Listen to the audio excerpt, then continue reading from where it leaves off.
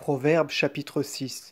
Mon fils, si tu t'engages pour un ami, tu livres ta main à un ennemi, car les lèvres de l'homme sont pour lui un filet très fort, et il est pris par les lèvres de sa propre bouche.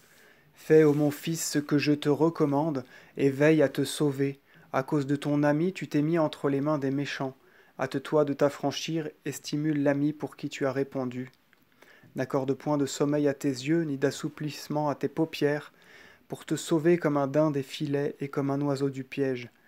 Va voir la fourmi, ô paresseux, regarde et sois envieux de ses voies et deviens plus sage qu'elle, car elle n'a ni laboureur, ni maître, ni personne qui la contraigne.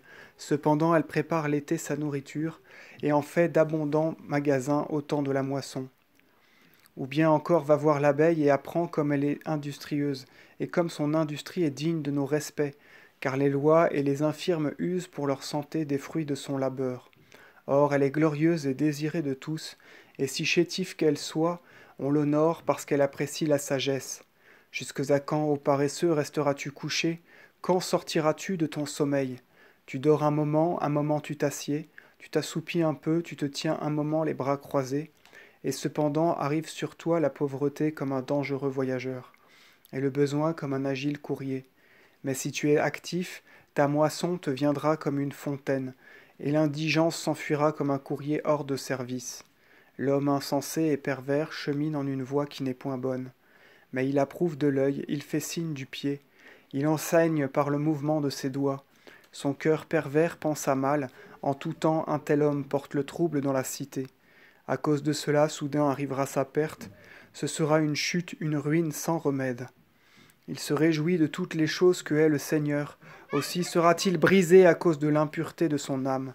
Son œil est superbe, sa langue inique, sa main verse le sang du juste, et son cœur roule de mauvais desseins, et ses pieds courent vers le mal. Témoin injuste, il fomente des faussetés, et soulève des discordes entre frères. Ô mon fils, garde les lois de ton père, et ne rejette pas les préceptes de ta mère. Tiens-les toujours attachés en ton âme, mets-les comme un collier autour de ton cou. Partout où tu iras, porte-les, et qu'ils soient avec toi, et quand tu dormiras, qu'ils te gardent, afin qu'à ton réveil ils s'entretiennent avec toi.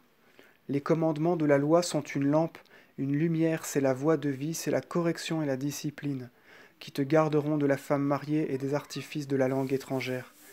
Que la convoitise de sa beauté ne triomphe pas de toi, ne te laisse pas prendre par tes yeux, ni ravir par ses paupières, car la courtisane ne coûte que le prix d'un pain, la femme mariée prend les âmes des hommes qui ont tant de prix. Qui cachera du feu dans son sein sans brûler sa tunique? Qui marchera sur des charbons ardents sans se brûler les pieds? Tel est celui qui a commerce avec la femme mariée, il ne sera point disculpé non plus que celui qui l'aura touchée. Il n'est pas étonnant qu'un voleur se cache dans la grange, car il vole pour rassasier son âme affamée. Et s'il est pris, il rendra au centuple, et dût-il donner tout ce qu'il possède, il se sauvera lui-même. Mais l'adultère, à cause de l'indigence de son cœur, a causé la perte de son âme. Il supportera les hontes et les douleurs, et son opprobre ne sera point effacé dans les siècles des siècles. Car l'âme de l'époux est pleine de jalousie, il ne l'épargnera pas le jour du jugement. Nul, au prix d'une rançon, n'éteindra sa haine, et il n'est point de dons si nombreux qui puissent l'apaiser.